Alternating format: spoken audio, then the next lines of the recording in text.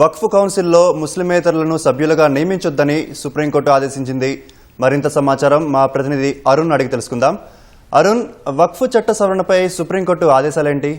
ఇటీవల పార్లమెంట్ ఆమోదించిన చట్టాన్ని ప్రస్తుతం ఉన్నటువంటి పరిస్థితుల్లో అమలు చేయడానికి వీలు లేదు అని చెప్పి దాఖలైనటువంటి సుమారు 70 పిటిషన్లపై సుప్రీంకోర్టు ఈ రోజు మరొకసారి విచారణ జరిపింది.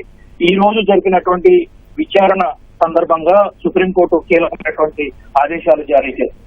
వక్ఫ్ కు సంబంధించినటువంటి ఇప్పటి వరకు ఆస్తులుగా ప్రకటించిన విషయాల్లో ఎలాంటి జోక్యం ఉండటానికి వీల్లేదు అని చెప్పి సుప్రీంకోర్టు స్పష్టం చేసింది. అదే సందర్భంలో ఎట్లాంటి మార్పులు చేర్పులు చేయడానికి అదే సందర్భంలో ప్రభుత్వాలు ప్రస్తుతం ఏ విధానాన్ని అయితే అవలంబిస్తున్నాయో అదే విధానాన్ని కొనసాగించాలని చెప్పి తదుపరి ఉత్తర్వుల వరకు దీన్ని కొనసాగించాలి అని చెప్పి సుప్రీంకోర్టు మధ్యంతర ఉత్తర్వులు ఇచ్చింది. అయితే మొత్తం చట్టాన్ని పూర్తి స్థాయిలో నిలుపుదల చేసేందుకు పార్లమెంట్ ఆమోదించిన చట్టాన్ని నిలుపుదల చేసేందుకు మాత్రం సుప్రీంకోర్టు ఆ చట్టం పైన స్టే ఇచ్చేందుకు నిరాకరించింది. పిటిషనర్లు లేవనెత్తినటువంటి అనేక అంశాలు వక్ఫ్ చట్టంలో హిందూ అదేవిధంగా ముస్లిమేతరులకు సంబంధించినటువంటి ప్రమేయము, వారితో పాటుగా కలెక్టర్లకు కొన్ని అధికారాలు ప్రత్యేకమైనటువంటి అధికారాలు ఇవ్వడము, ఈ విధంగా పలు అంశాలపై అసదుద్దీన్ ఓవైసీ సహా పలువురు ఈ అంశాలపై అభ్యంతరాలు లేవనెత్తారు. సుప్రీంకోర్టు ఆ అభ్యంతరాలన్నింటినీ నమోదు చేసుకున్న తర్వాత కేంద్ర ప్రభుత్వానికి నిన్ననే నోటీసులు జారీ చేసింది. నిన్న విచారణ సందర్భంలో జరిగినటువంటి అన్ని అంశాలు, ప్రత్యేకంగా కోర్టు నమోదు చేసినటువంటి అంశాలన్నిటిపైన కేంద్ర ప్రభుత్వం పూర్తి స్థాయి సమాధానం ఇవ్వాలి అని చెప్పి సుప్రీంకోర్టు స్పష్టం చేసింది. అందుకు అనుగుణంగా కేంద్ర ప్రభుత్వానికి వారం రోజులు సమయం ఇస్తున్నట్లుగా సుప్రీంకోర్టు స్పష్టం చేసింది. వారం రోజుల్లో మొత్తం వక్ఫ్ చట్టానికి సంబంధించి పిటిషనర్లు లేవనెత్తినటువంటి అనేక అంశాలు ఏవైతే ఉన్నాయో వాటన్నిటికీ సమాధానంగా కౌంటర్ దాఖలు చేయాలని, కౌంటర్ అఫిడవిట్ దాఖలు చేయాలని చెప్పి సుప్రీంకోర్టు ప్రధాన న్యాయమూర్తి జస్టిస్ సంజీవ్ ఖన్నా నేతృత్వంలోని ధర్మాసనం స్పష్టం చేస్తూ తదుపరి విచారణను వాయిదా వేసింది.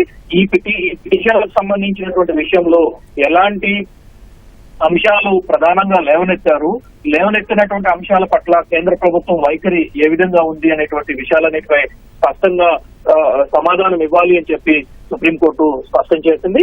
వక్ఫ్ చట్టం అమల్లోకి వచ్చిన తర్వాత ఆస్తులకు సంబంధించిన విషయంలో అనేక ఇబ్బందులు తలెత్తుతున్నాయని, వీటికి సంబంధించిన విషయంలో ముస్లింలకు అనేక అనుమానాలు వస్తున్నాయని, అదే సందర్భంలో ఆస్తులను కేంద్ర ప్రభుత్వం గాని ఇతర ప్రభుత్వాలు గాని స్వాధీనం చేసుకుంటాయనేటువంటి అపోహలన్నింటినీ ఈ సందర్భంగా పిటిషనర్లు లేవనెత్తడం జరిగింది. అదే సందర్భంలో వక్ఫ్ సంబంధించినటువంటి విషయంలో కలెక్టర్ కు పూర్తి స్థాయి అధికారాలు ఇచ్చి రెవెన్యూకి సంబంధించినటువంటి అధికారాలు ఏవైతే ఉన్నాయో దాన్ని వక్ఫ్ ల్యాండా కాదా అనేటువంటి విషయాలన్నిటిపైన స్పష్టం చేయాల్సినటువంటి అధికారం అంతా కలెక్టర్ చేతిలో ఉంటుంది. కాబట్టి కలెక్టర్ ను ప్రధానమైనటువంటి అథారిటీగా సుప్రీంకోర్టు పార్లమెంట్ లో ఆమోదించిన చట్టంలో కేంద్ర ప్రభుత్వం పేర్కొంది. దానికి సంబంధించిన విషయంపై కూడా పిటిషనర్లు అనేక అంశాలను లేవనెత్తడం జరిగింది.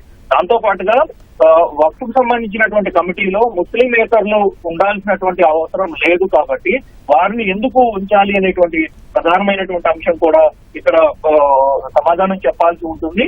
అధికారులు పరంగా ఉంటున్నప్పుడు మళ్ళీ ప్రత్యేకంగా ముస్లిమేతరులు కమిటీలో ఉండాల్సినటువంటి ఆవశ్యకత ఎందుకు వచ్చింది అనే విషయంపై కూడా స్పష్టత ఇవ్వాలి అని చెప్పి సుప్రీంకోర్టు ఈ రోజు మధ్యంతర ఉత్తర్వులు జారీ చేసింది.